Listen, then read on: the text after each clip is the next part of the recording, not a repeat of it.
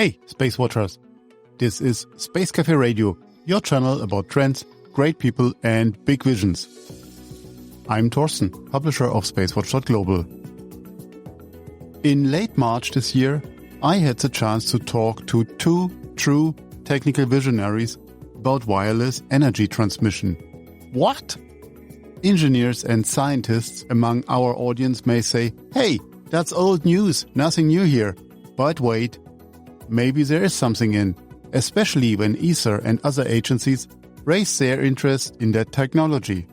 So I took my recording equipment and met with the guys in their hotel room in Berlin-Mitte.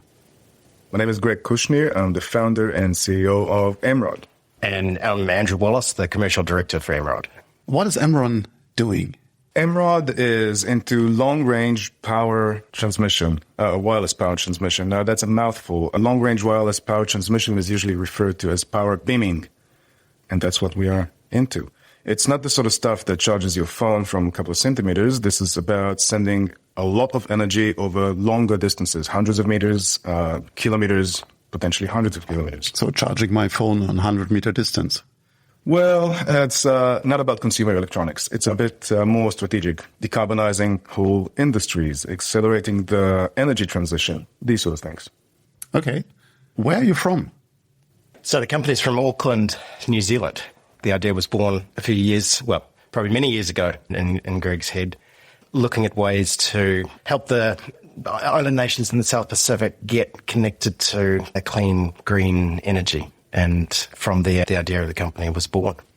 It was really an idealistic idea. I created startups and sold my last one and thought well, now it's time to pay back society for all the good that I've enjoyed. And in my travels, I saw one of the big unlocks that need to happen with societies that don't have an access to clean, cheap energy is, well, bring them into civilization. Everybody's been talking about, well, let's bring the internet to them. Yeah, I get it. But before you bring internet to them, how about something to be able to charge those laptops? How about lights at school after dark? How about making the electricity cheap enough for everybody to use the same things that we use here? So I thought that sort of glass ceiling of access to electricity needs to be broken. So I went back to first principles and tried to figure out why is it that they don't have access to clean energy. I mean, it's a naive question, but it's a fair one, I think. And I ended up with, well, it's not about the part of that energy triangle. It's not about generation. You can generate that. There's enough sunlight and enough wind out there. And it's not about storing it per se because, well, there's limits to how you store it and bring it. There's also the economics of energy. I mean, putting an LNG ship out there. A small island can't really afford that sort of infrastructure. So it dawned on me that it's all about moving it from here to there. So I had to reimagine how energy moves. It didn't take a long time to realize that what shackles us really is that tether. The same thing that happened with communication, right? The same thing that happened with communication when we moved from wired to wireless should and can happen with energy. So it really enabled that information economy, that globalization when communication satellites came to be. Now with communication satellites, the world is connected. With energy, it can and should go through the same phase. Help me on that. Nikola Tesla made some homework decades ago and explored this principle of electrical waves in the air. So this principle is not new, but now the step is just to increase the density of energy because a voice signal is also energy. But what is new? What is innovative? So Tesla didn't even know about the structure of the atom. He was an amazing, amazing visionary. The fact that he could see so far ahead and have such insights with so little hard science behind him, that's mind-boggling, and that's why we admire him. He's our inspiration. However, just like with human flights, people have dreamt about it and really made some attempts over, 2, 3, 4,000 years? Why did it start 100 or 150 years ago? Well, there's always a set of things that need to happen. First, technological readiness, right? And then you got to have the ecosystem, the conditions that allow for it. So, for example, unfortunately, world wars accelerate these sort of technologies. So in the case of long-range wireless power transmission, Nikola Tesla understood the value. He really wrote about what it means for the world. And that vision is still true today in terms of what it brings to the world. In terms of the technology, it's very different than what Tesla did. What needed to happen is, well, Second World War brought us radar. And a lot of what we do is related or stems from that. Then there was a lot of space-related endeavors. And this technology really started in earnest with NASA and then the Japanese Space Agency and then others. So there was a lot of interest to develop this technology for space. What we did is took that core technology that was DoD-oriented and evolved it into something which is commercially viable. And for that to happen, we had to have a few things. One is the technology readiness. This sort of computational power that readily available today wasn't, even 2 decades ago. Materials, new materials that came to be that are really required for this, and they were not available. So a set of technologies that became available to us, but also, and you have to admit that's probably the stronger driver, the geopolitics of it. Finally, the geopolitics of energy make all this much more urgent, means that we need it more. Can you explore that a bit further for us? How does the geopolitics kicks into that? Sure. You want to be a solar farm entrepreneur. You have some land. You want to put some solar panels. Great. What do you do next? You need to connect it to the grid or to your users. Aha. Well, this is where it gets stuck. This is the capital-intensive part of things. Think offshore wind. You need an underwater cable. That's hundreds of millions of dollars. And even if you raise the capital, it's years to deploy. And if you have the generous backers, you usually, in many cases, get stuck with bureaucracy. Sometimes there are hundreds of private landowners you need consent from. Sometimes you don't want to disrupt the seabed or the forest.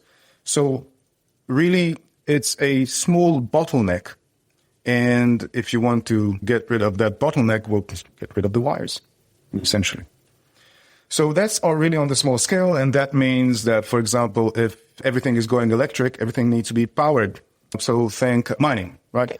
Mining trucks, if they go electric, can you afford to carry that much heavy batteries and, have the downtime to charge? No, it destroys the economics of mining. So you really have to charge them on the go. How do you do that? You can't do that with a wire, right? Mm-hmm. It has to be wireless. And the same goes for many other industries, many other use cases. It really is the sort of tool that you need in your toolbox to accelerate the decarbonization, democratization of the energy transition. When you talk about long range or energy transition, what is long range? How do they define it? So how far are you going? We are a space show, so my expectations are high. The sky is not the limit. Yes, that's right. So yes, you're right. And we're coming down to what really is driving Emrod, and why we have been meeting all these space companies here in Europe and not mining companies. So I alluded to the transition that communication went through, right? From a little wire to communication satellites. The same sort of value that brought can be brought to the world with energy satellites. So think communication satellites, but instead of just bouncing, just harvesting the information from that signal, you harvest the energy of that signal. And that's the gist of it. It's daytime here, we need energy, but it's nighttime in Japan, they don't need all that, and vice versa. You can rebalance energy on a global scale. There's no need when it's a global grid to create more and more and more generation. You can improve the utilization of what's already there. You can improve the resilience. You can also choose who you buy energy from, regardless of where you are. And I think that is what injected that much of sense of urgency and need to what we're doing. Distances. As long as you have line of sight and the right size of antenna with the right frequency, there's no physical limit to how far you can send the beam of energy. The only limits are really practical. You are not going to have, it's not easy to deploy an antenna the size of kilometers. So practical reasons would be the ones that limit the distances, not the physics. But we can certainly send energy across many, many, many kilometers, thousands of kilometers if needed. In space, there aren't many obstacles. Here on Earth, we're going to demonstrate in a couple of weeks, in May, sending across just a couple of 100 meters, supported by the New Zealand government and their energy innovation arm, AKE, and our first commercial partner, PowerCo. Sorry for the plug. So the first applications are here on Earth. Like many, many technologies that are built for space, they could be used here on Earth quite well before they go up there. Absolutely, yeah. I'm fully buying into that. So, but what is the frequency range where you're starting? I mean, we're talking about microwaves, we're talking about potentially highly powered microwaves. Where is that going? When I mentioned DoD, what I meant is, for example, keeping a drone or airborne sensor platform in the air indefinitely without charging. That thing has actually been demonstrated by NASA and Raytheon in the 70s, 50 years ago. So this is one of the most sort of trivial applications for it. Sending power to forward bases, at the moment it's limited to where a diesel truck can go. Well, removing that need for a diesel truck that is quite vulnerable and beaming power there. There are all sorts of DoD applications, but really we're not into that. I think the equivalent is, look, the internet was created as a communication system for this doomsday scenario, right? But we couldn't live without our social media and so on. So this is the sort of transition that Emrod is doing for the technology. When introducing wireless technologies, we had also the obstacle and the threats of people that going against it, saying, oh, I'm having headache because I have a Wi-Fi transmitter now in my house. I think that's the same discussion you have as well. So how safe is that for humans? Thank you for the question, because that's the first thing that people ask us. And frankly, if the technology could be not just safe, but could be shown to be safe, there wouldn't be any point in introducing it now. Mm-hmm.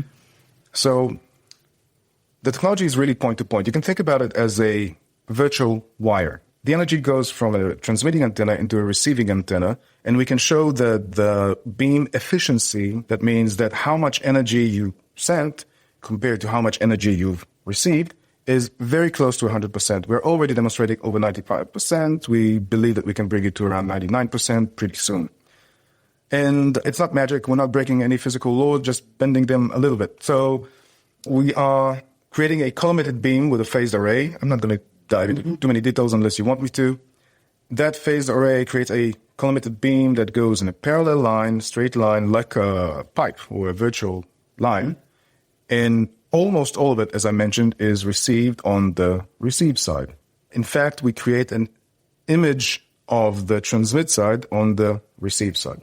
Now, that energy doesn't go everywhere like with communication. I mean, you can argue about the impact of microwaves on humans, on birds, but the gist of it is our beam only sees clear air, and it's easy to measure and demonstrate that there's no energy spillage, no energy going, sideways, up, down, or anywhere else. It's a well-confined pipe, virtual. So that's one aspect of it. And the other aspect of it is there is a safety curtain that we employ around the main beam, a combination of low-power lasers, and we're also going to test a radar system when we're out in the field in a few weeks. The idea is accessibility. Nothing can access the beam. If a bird is about to fly into the beam shuts down. We also put the transmitter and receiver high up, just like you would with a high power line. You're not going to put it on the ground, right? You put it up there. So there are layers and layers and layers of safety to make sure that nothing can access the beam. But also, if all safety measures have failed, or if somebody is trying to use it for, to do harm, let's say, this is not a high-powered laser. You can't slice through things. It's, as you mentioned, it's microwave. There is a heating effect, but it would take some time of standing in the center of the beam if you want to start feeling those effects. It's about the frequency, that it's not short waves. You asked me about frequency. So we work in the ISM band, 2.4 gigahertz, 5.8 gigahertz, closer to 10 gigahertz. This is not by no means that we're limited to those frequencies, but that is where we started. And it's a balance of readily available components not being affected by the atmosphere. We don't want rain or dust or anything like that affecting it. So this is where we are. Stay with us. We'll be right back. Moving is right up there with death and divorce in the stress Olympics. But fear not. Turn that box of woes into a crate of woes with moving tips in the Life Beyond Boxes podcast with Premium Q Moving. Dive into the world of hassle-free moves, learn tips and tricks to save on cash and your sanity. Say goodbye to those moving meltdowns and hello to the smooth sailings, or should we say smooth movings? Tune into Life Beyond Boxes with Premium Q Moving on lifebeyondboxes.com or find us on your favorite podcast platform. And with us, unpack the secrets to a stress-free move. Is rain and dust an issue for transmitting it, or not really? Not on a short distance? No, it's like it has nothing to do with the distance, actually. It has to do with the size of the waves. So at 5.8 gigahertz, the waves are at 52 millimeters, much larger than a rain droplet or a dust droplet. So there's no attenuation, there's no fragmentation. As an RF guy, we had the discussion about Ka band a few years back. So, and then rain is the enemy of Ka communication. What is the status of your team, the technology and the development? Where are you today? So last year was all about indoors. We, as Andrew mentioned before, we have been working on this for quite a while, years in fact. But last year we reached a stage where we built a prototype and delivered it to our first commercial partner. So it was all about R&D and demonstrations indoors. This year, we are going outdoors. In a few weeks' time, we're going to be demonstrating in the field, as I mentioned, sending just a couple of kilowatts across a couple of 100 meters, really to show that the technology is viable end-to-end, and maybe you as an engineer understand it, but politicians need to see it to believe it. Later on this year, we are looking at a larger scale demonstration here in Europe. That's part of the reason why we're here. What's the team size behind? There's 11 of us at the moment based down in Auckland and New Zealand, mostly on the technical side. And so it's this core small team that's done amazing things with the budget that's been available to it to get to the tech to where it is today. But going to be very quickly expanding the technical side as a result of some of the discussions that we've had in Europe over the past week. There's a ton for us to do. We know exactly how to get it done, and we just need to add some more people. Your production or your development of the antenna is then also done in New Zealand, or are you putting it all over the globe? Because when you thinking 10 years ahead, so you're a global empire, so you need the production globally, I assume. Yeah, that's exactly right. That's exactly right. So in the early days, the prototypes are being set up in New Zealand and sent where they need to go, but it was global from day one business. We've had interest from all over the world, and so we'll definitely be needing to set up local operations, arrangements with local manufacturers in different regions, the first of which is going to be Europe. And I guess, well, this is SpaceWatchers, so we have to be fair and say that the next demonstration in Europe is driven by ESA, the European Space Agency. They are the ones that sort of putting it together.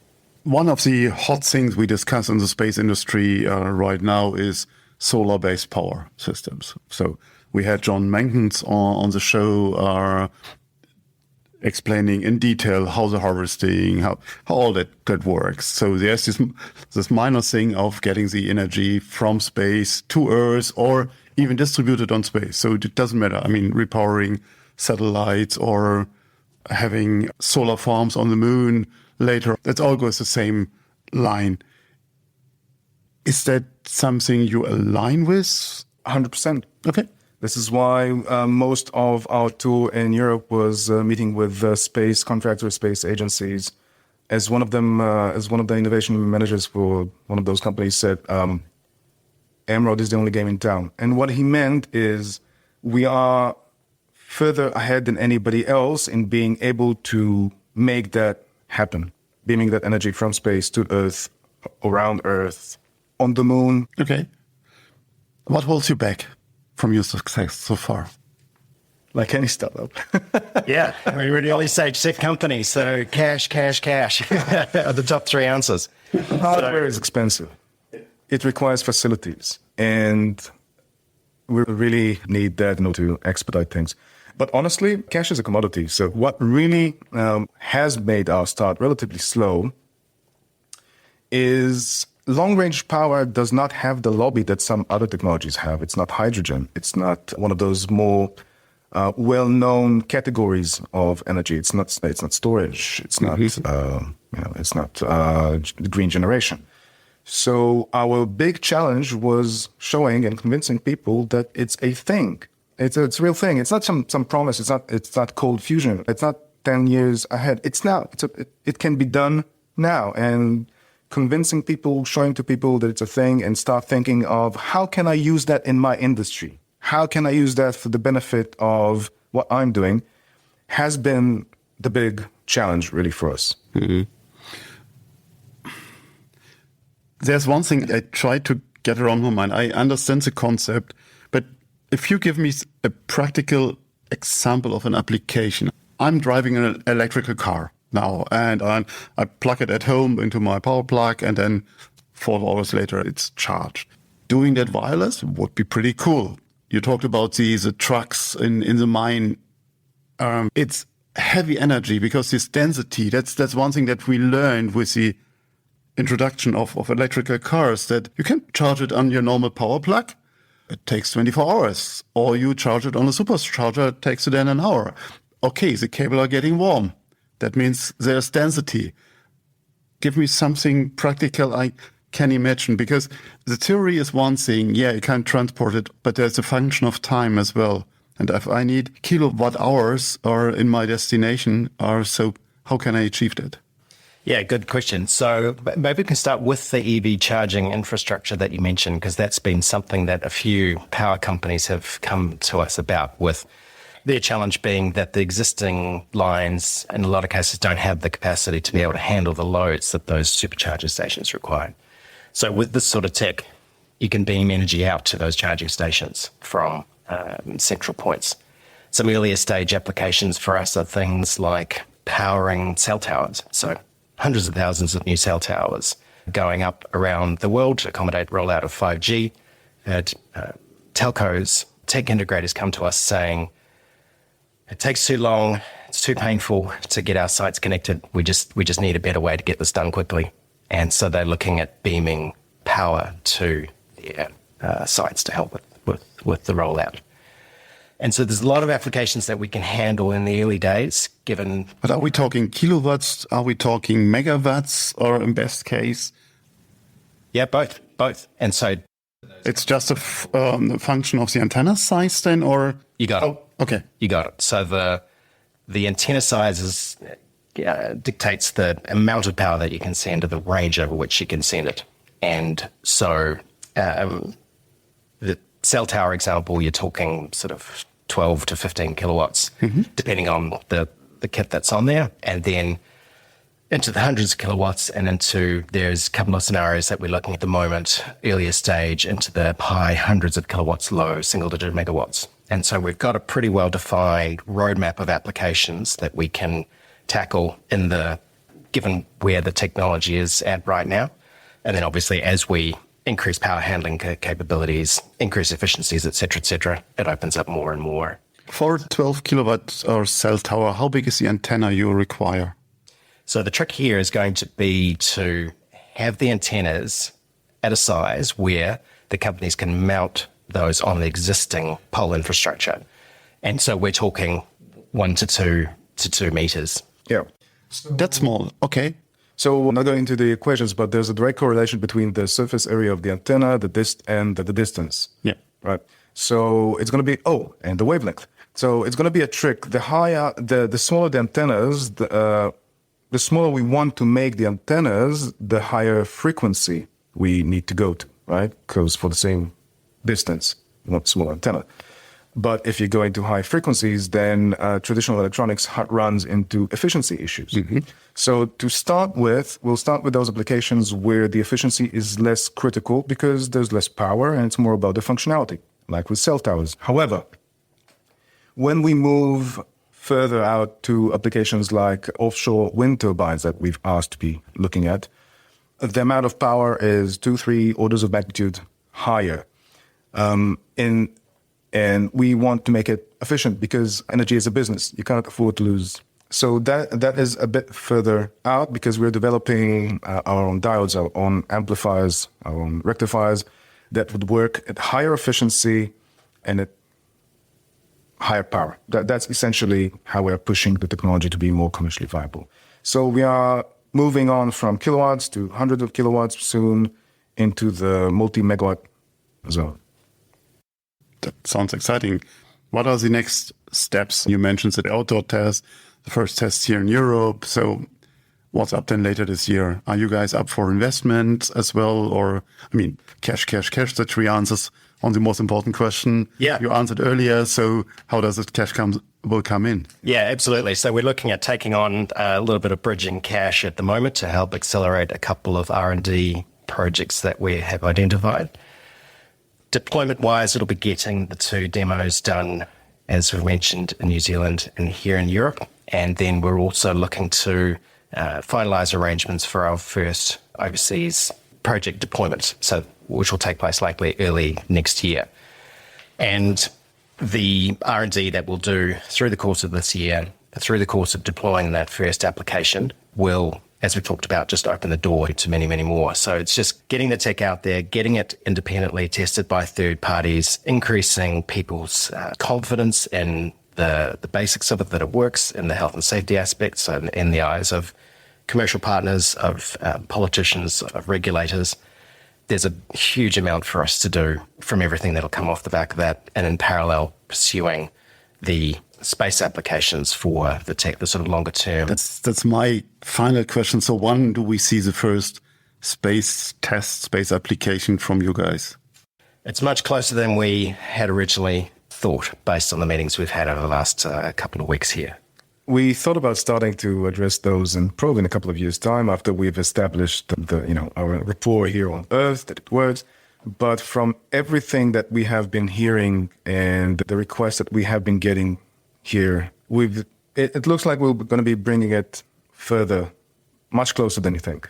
So that the demonstration in Europe that we're working on is driven by the European Space Agency. There might be other aerospace companies involved. And the aim is really bringing forward that idea of creating that Internet of Energy, essentially. When?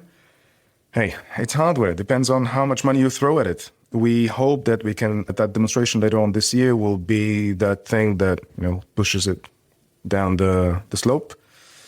What is the order of magnitude you are looking for? Because I know we have a number of VCs and quite wealthy people are on our shows that are listen with interest to what we and our guests have to say. So what is the order of magnitude you're looking for? Yeah, absolutely. So it's 5 million that we're looking to take on and working to a much larger Series A at the end of this year. Thank you very much, guys. It was a pleasure talking with you and good luck with this very inspiring project. Absolutely. Thank you very much for having us. Thank you for listening today. If you want to stay on the pulse of space, visit our website, our mothership, at SpaceWatch.Global and subscribe to our newsletters.